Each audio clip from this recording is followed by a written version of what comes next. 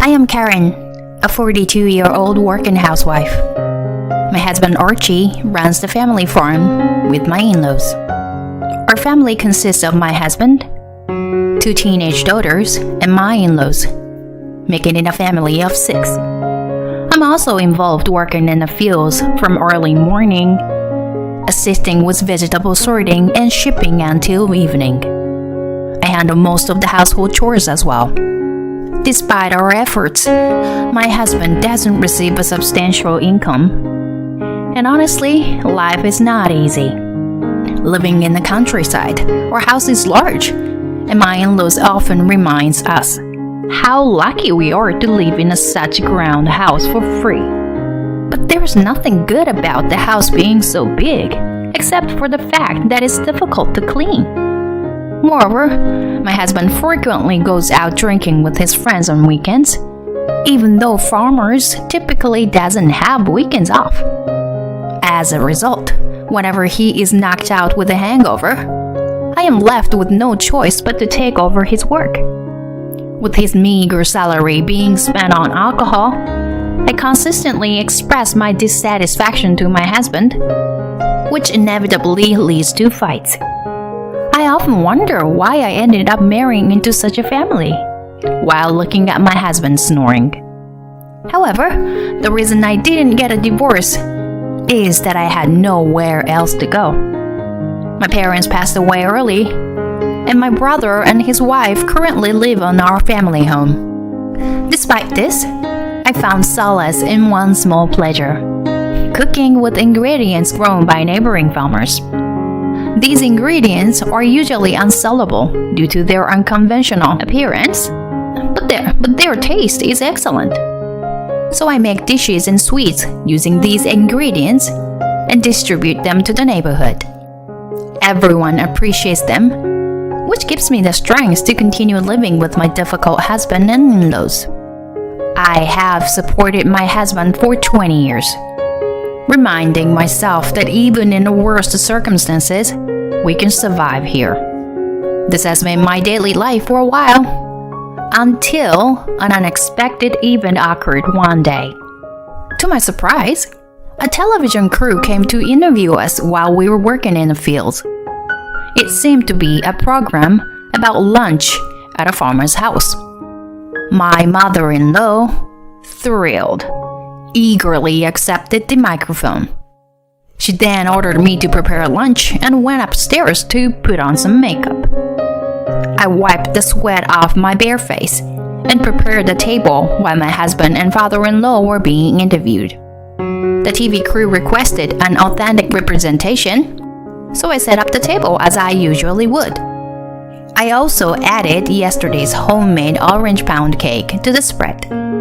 Soon, my mother-in-law, wearing her favorite dress and bright red lipstick, appeared. Oh no! This table looks so rustic. It's embarrassing. Usually, we have a more glamorous setup. No, not at all. It's an ideal lunch with plenty of vegetables and some homemade cake. Amazing! The TV crew members certainly knew how to flatter. It might not have been their true opinion, but it made me happy. After the interview, we all gathered around the table, and the TV crews praised the food as they devoured everything. My mother-in-law, in her usual fashion, gave nonsensical explanations about the dishes. It was almost embarrassing to watch my mother-in-law trying to look that good. After all the filming was over, the TV crew started getting ready to leave. At any rate, I'm glad it all ended without incident. It was great. Thank you, ma'am. As the staff members were leaving, they approached me and offered words of gratitude. Apparently, they knew from the start that it was me who prepared the food. Of course, I was happy that they ate all the food, but I was also very happy that they noticed my efforts. It warmed my heart for the first time in a long time. Half a month after the interview, the show was broadcasted on TV. Relatives and neighbors were ecstatic, and our phone kept ringing throughout the day. What was interesting was that most of the scenes with the husband and in-laws were cut, and the focus was on the vegetables themselves and the food. Even so, they were snickering for a while at the fact that they had appeared on TV. However, after 3 months after the TV appearance, my husband dropped a bombshell. I've fallen in love with someone else. So, please divorce me. Huh?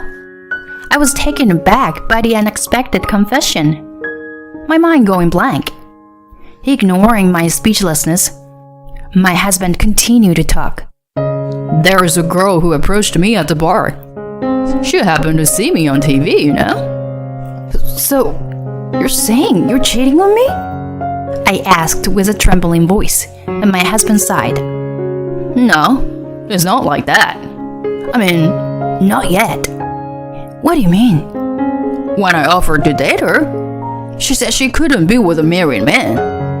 I mean, isn't she great or what? So I want to respond to her feelings. I think it's fate. Don't you know how selfish you are? This is crazy. I was about to explode with my husband's stupid words. Then suddenly, my mother-in-law appeared and spoke up. Just get a divorce already. What? I've always thought that a woman like you doesn't suit Archie. Jealousy is ugly, you know? Give up. What? Jealousy? Plus, you're someone who can't even bear a son. It's obvious that Archie deserves a younger, obedient wife who can still have children. That's right. My father-in-law, who appeared before I knew it, was grinning and nodding behind her. In utter shock, I faced my husband, who continued. You can even take the kids with you if you want. What? I want to start with a clean slate with her. You... How dare you? I'll transfer the child support payments until they finish junior high. Even if they go to high school or college anyway, they'll soon be married off, so even tuition will be wasted, right? My husband arrogantly proposed the worst thing possible. Nausea overwhelmed me, and I fled from the house as if escaping. He could discard his blood-related daughter so easily. It's sickening, sad, and empty. What were the past 20 years of my life? But first, how do I explain this crazy situation to my daughters? No matter how I do it, I'm sure it will hurt my daughters.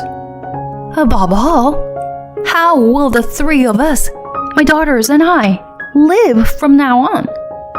Dizzy from the despairing situation, I involuntarily curled up in despair. Mom! My daughter shouted as they appeared. Oh no. Did they already hear about the divorce? I'm sorry, girls. Maybe it's all my fault, I replied in a voice that sounded as if it were squeezed out on me.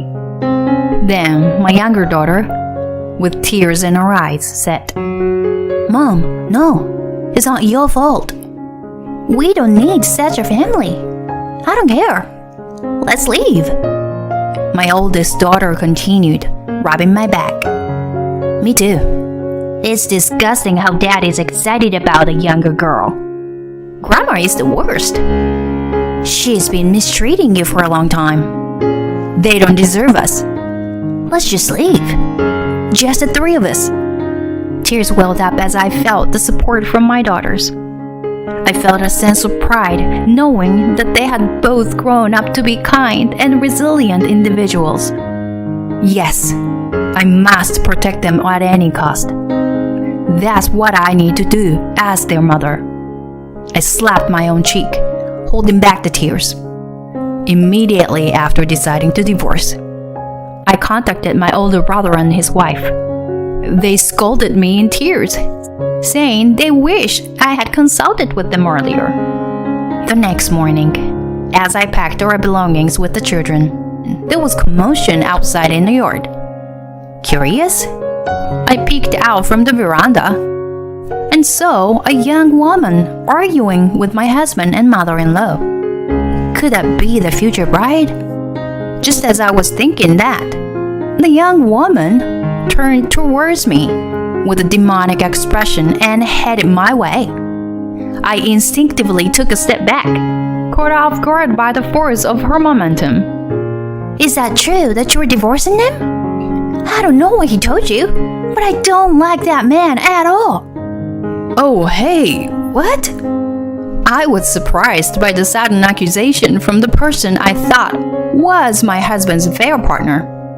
My husband and mother-in-law hurriedly approached. Hey, Emma, what are you saying? Don't you remember when you said that I was cool? I never said that. I said I was a big fan of your wife, not you. I said that so many times, didn't I? I was momentarily taken aback by the unexpected confession. Then she turned to me and started to explain. Actually, my family also runs a farm, and I help out there too. So I really admire how you can cook such a diverse range of dishes with the vegetables you've grown. I genuinely respect you, ma'am. Oh, that dishes? I prepared it, you know. My mother-in-law shamelessly throws in a lie. Then Emma glared at her. Yeah? The old lady sitting at a dining table with a face full of makeup after working in the fields. I couldn't help but burst into laughter at Emma's brutally honest remark. It just so happened that I saw your husband at the nearby table when I was out drinking with friends. So I approached him, mentioning that I'm involved in farming and that I'm a big fan of his wife. But then, yesterday, I suddenly received a message saying I've separated from my wife. I freaked out. Oh, so that's what it is. In other words, she's also a victim. My husband's eyes dart around, his mouth slightly agape. I'm sorry it turned into such a situation. We have to come all the way here. No, I'm the one who should apologize. It's a bit awkward. It's okay, really. I actually wanted to separate from him anyway. It's become a good opportunity. Thank you. My husband's face is filled with surprise. To be honest, I think it's better too. He's such a loser. And speaking of which, don't you ever contact me again. Well done. Wait a minute, Emma. Then, my eldest daughter, who had come to the scene, glared at my husband and said, Pathetic. The next day, ignoring my husband and in-laws, we left the house. After staying with my brother and his wife for a while, we rented a small house. The divorce proceedings were also finalized. The lawyer recommended by my brother and his wife was excellent. They not only helped with the university tuition for my daughters, but also filed for compensation for the verbal abuse and malicious behavior toward me. And then, 5 years later, I'm running a food truck at a local farmer's market in the countryside. The dishes I create using mainly vegetables are well received by the elderly and even by vegetable-hating children. Recently, I've been getting more media coverage, and there are even customers who come all the way from the city just to eat my food. My daughters, who have safely become college and high school students, help me at the truck on Sundays. I was living busy yet fulfilling days like that, when one day, my ex-husband and ex-mother-in-law suddenly appeared at my shop. Looks like business is good. I saw it on TV. My daughter has become famous, and we are proud of it. What nonsense are they spouting out on a weekday afternoon? Huh? Daughter? What kind of joke is this? If you're not buying anything, please leave. I came to pick you up today. Huh? Your tired face on the TV screen. Well, I knew it right away. You're asking me for help, right? If you love cooking so much, why don't you open a cafe in our house? Both my ex-husband and ex-mother-in-law continue to spew convenient delusions. Years have passed, but these people haven't changed at all. Before I could respond, an employee popped her head out from the backyard. Huh? Here we go again. Delusional idiot. What the hell? My ex-husband, who was about to glare at the person who insulted him, froze in shock. Emma? Why are you here? Wearing the same apron as me. It's none other than Emma. Why? Because her father is my employer. They are even more stunned by this unexpected turn of events. Emma and I exchange glances and smirk. The thing is, after our divorce, I ran into Emma at the local supermarket. Laughing at the coincidence, we soon became close friends. In the meantime, Emma's parents hired me. We frequently visited each other's homes and had home parties. Every time, my cooking received high praise from everyone. And 3 years ago, I decided to start my own food truck. Now I have expanded the business with franchises in other states. I even started online sales, and the business is flourishing. Thanks to the bountiful goddess you guys let go, my family is secure. Oh no, Emma. You are the goddess of good fortune to me. My ex-husband was even more dumbfounded, looking at the two of us giggling and frolicking. Now is the chance to strike. By the way, Archie, I heard you fell victim to a marriage scam. Did you get your money back? Why would you? My ex-husband's face turns pale, his eyes darting around. You thought you could deceive me, thinking I knew nothing and wanted to reconcile. But too bad for you, I still have good relationships with the neighbors. When I asked them to deliver ingredients to my shop, they gladly agreed. They also tell me all about you, lots of things. And with a smile on my face, I tell them the one thing I want them to know the most. Oh, by the way, I'm remarried now. What? That's a lie, right? The subsequent lives of my ex-husband and in-laws were miserable. They couldn't repay their debts despite selling off everything, and now they were living and working on a remote farm. They are left with no option but to work tirelessly until their last breath. By the way, my new husband is the producer at that television station. Back then, he said it was delicious and gave me his business card as he left. Apparently, there was quite a response to my cooking, and there were even discussions about a sequel. But since we ended up divorcing, the plan fell through. However, it's now being broadcast with my current food truck. Thanks to my husband's show, my food truck's popularity skyrocketed, and the business became stable. If you live earnestly and honestly, there are people who recognize your actions. Life is not as bad as you might think. Hello, what would you like today? I continue to imagine the smiles that awaits at the end of my cooking, living in this place.